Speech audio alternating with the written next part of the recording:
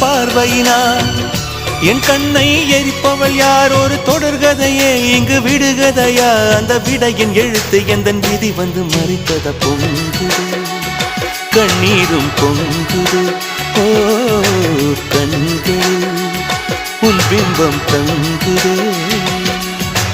பூசும் மஞ்சள் பூசிய பூன்று பூமியோடு போன பின்னும் பூத்தது ஏனென்று.